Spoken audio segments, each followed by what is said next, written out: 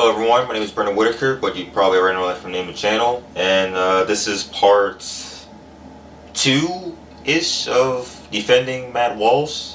Now, recently there's been a video by, you know, the one and only Samantha Lutz on Matt Walsh and his deceiving of trans kids. Basically, it's just a smear on Matt Walsh and the documentary he's making on trans kids and how it's damaging basically to go through hormone therapy, which, yes, it is, considering that it's permanently altering your body while you're going through puberty, which just the worst time to use hormones. But yeah, we're just gonna go through this real quick. There's not really that much fact checking, it's just explaining how this video is just slander basically. Every single thing Samantha says is basically just a very antagonized way of saying what this documentary is.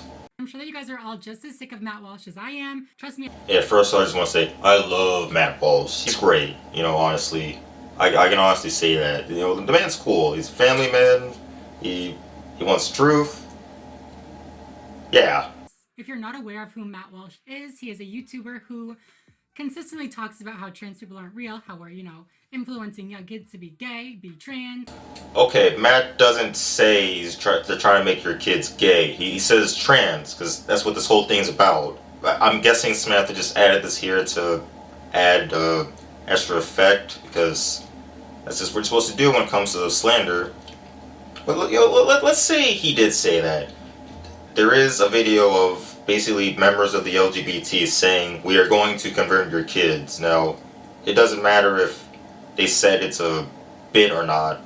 They still said it. Allegedly, I feel like I have to say allegedly so I don't get in trouble. Allegedly, Matt Walsh and his crew has been going around under fake names trying to trick trans people into having a conversation or being interviewed for his documentary. He's like the most transphobic person alive. Like, he's as transphobic as it gets. Okay, Matt is not saying that rape or molestation happens during trans healthcare. It's merely a comparison. Okay, not only is a child most likely going to be sexually confused from all three things, but the suicide rates among all three groups are they're extremely high. The first tweet of the thread says, so Matt Walsh's crew is trying to trick trans people into joining a fake documentary. His producers set up a whole front organization called the Gender Unity Project and tried to recruit me into his anti-trans documentary. Now, I don't know what they mean by fake documentary because, one, those are called mockumentaries, and usually those are for, like, satire, and two, it's just a documentary. There are no paid actors, these are genuine questions, and if this really is a thing where people make documentaries of this, then why is this one a mockumentary then? And if you know anything about Matt Walsh, he loves the pronoun thing. He loves when bitches put pronouns in their bio. Oh, okay, alright. Calling people the B word. Could you not do that, Samantha? I know I'm not a small channel, but I don't want to get age restricted. This documentary will explore the transgender and LGBTQIA+ movement, as well as medical care as it relates to gender and sex affirmation surgery. Under our goal, it says we aim to educate the public by leading into the insights of experts, professionals, activists, influencers, oh my god, that's me, and the real-life experiences of those who identify as transgender. Alright, you hear that, everyone? You hear that? Samantha is not an expert. She's not a professional. And she's not even an activist. She's an influencer. Just another influencer.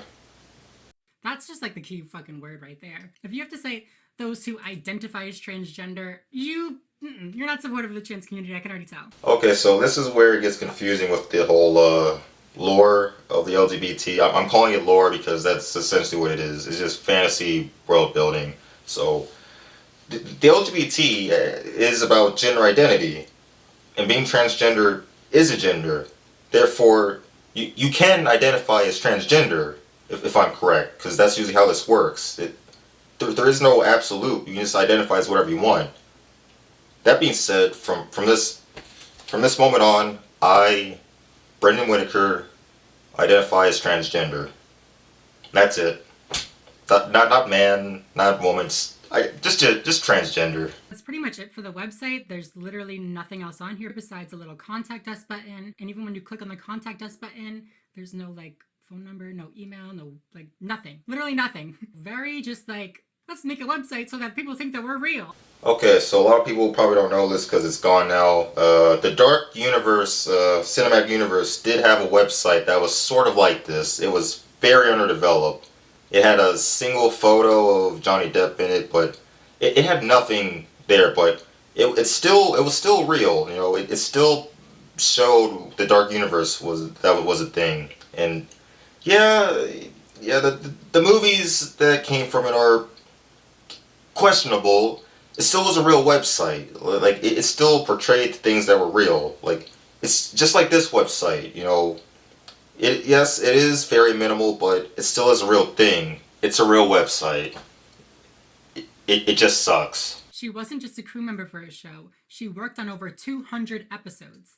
I finally found her Twitter, which is now disabled. It's no longer up. Which features videos of Walsh and Shapiro doing their usual bullshit. And then there's a screenshot of 2 tweets from her profile. One says, Matt is starting his 30-hour trip back to Nashville. Please keep him in your prayers. No. That's pretty mean-spirited. I thought this whole thing was about the trans documentary. Like, I didn't know we were getting personal here. That's whatever. Likes, my bad. This is from his wife. And she also liked a tweet that said, sad day when the truth is silenced. And then it was an image of the Dr. Phil clip. Oh my god, wait. Apparently the Dr. Phil episode with Matt Walsh was taken offline. Like it was made private or unlisted, it says. And I also read that it was no longer or just never uploaded to Hulu, where Dr. Phil's episodes are. So... Yes. Still can't figure out why they're using fake names to get this going when they're being banned everywhere else. Also looked up Justin Folk. He worked on a film called No Safe Spaces, which by the title you can already tell what it's about. Basically, when you watch the trailer, it's a documentary that features Dennis Prager, Ben Shapiro, Matt Walsh, just like ridiculous ass transphobic ass people. And it's all about how their freedom of speech is being infringed upon and nobody wants to celebrate diversity of thought. AKA, they're getting in trouble for spewing the transphobic rhetoric everywhere, but whatever. Well, no. I mean, they are right with this. If they are getting banned from places, like you just said a moment ago, that means there is no diversity of thought. That means these places are safe spaces. Here, Matt Walsh declared it as assault on gender ideology. This is only the tip of the iceberg. Who knows how far he and his followers will go to attack, demean, and dehumanize trans people. Okay. Every person, including myself, have said this. We are not dehumanizing trans people, nor are we discriminating against them. We are simply against the ideology that's around it. Okay? We still see them as people because they are people. Like, anyone who says this just wants to be played a victim, which is probably why Samantha said this. It's a pretty rash comparison, but it still works. It's like coke addiction, basically. You don't hate the person doing coke, you just hate the lifestyle there. You know, you hate the coke, okay? The person is still a person. You know, it's just the lifestyle that alters them. I know it's a bad comparison, but it still makes sense. My videos that I did on Matt Walsh, the comments, oh my god. Like, if you left any of those comments, first of all, hi, thanks for coming back to my channel. Yes, well, I subscribed, so yeah, I'm gonna come back.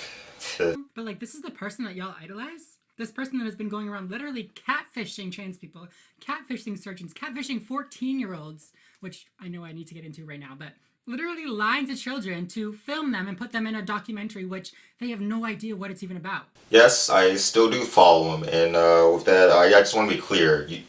You did the research of finding out who the people were by looking up the producer.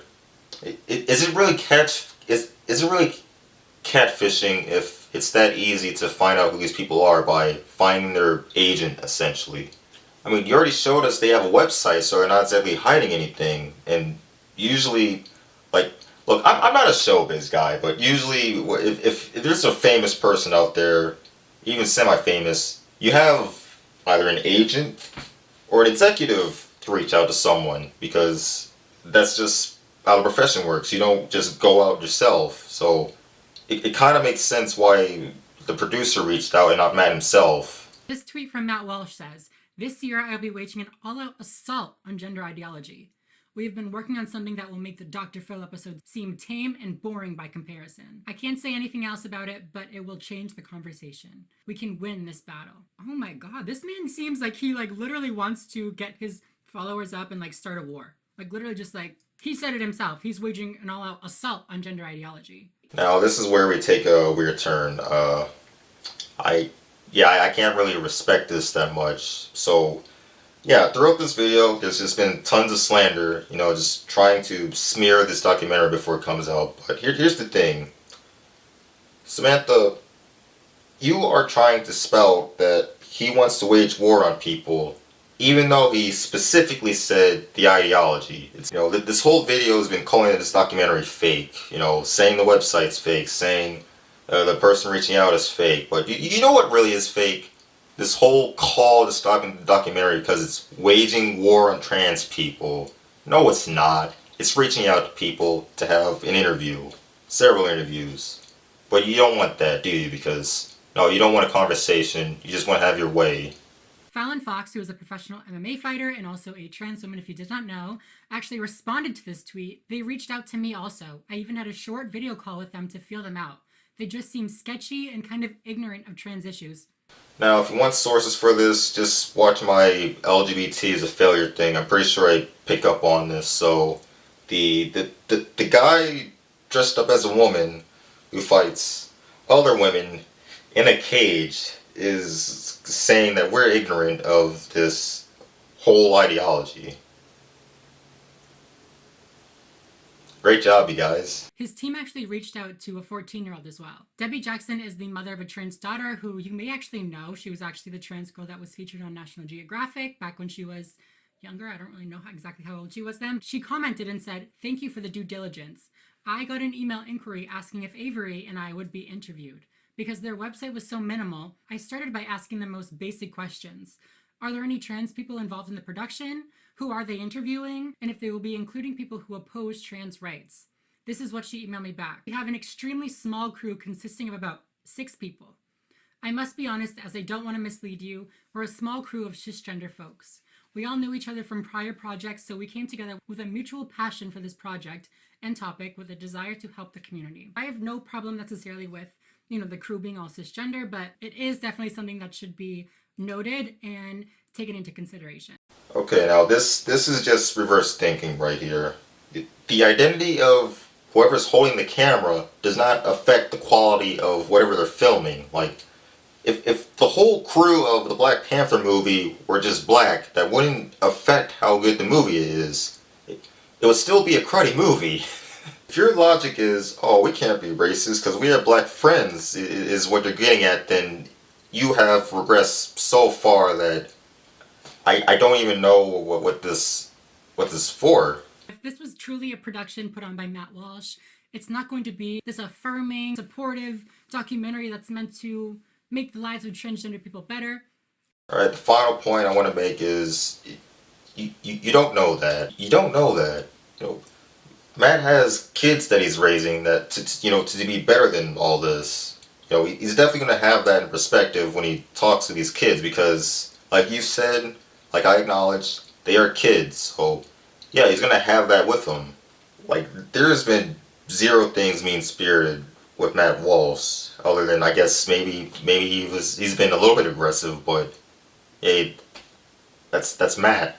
All these videos that Samantha has made on Matt Walsh, they've all had this, this sort of one thing, and that is to insult him. Not just fact check him, but it's just to, it's just to undermine him. And I really can't respect that. I hope the documentary goes well. I hope it gets what it needs. I mean, hey, if you ever need a transgender, I'm here, because that's what I identify as. Alright, that being said, no ill will towards Samantha. This is just a quickie. I don't know, this wasn't really fun. This just feels like a smear camp. This whole video was just a smear campaign, basically. And I can't believe people are just supporting it, thinking, oh yeah, you go, you're an activist, even though, no, she's not an activist. Samantha's an influencer. That's all Samantha is.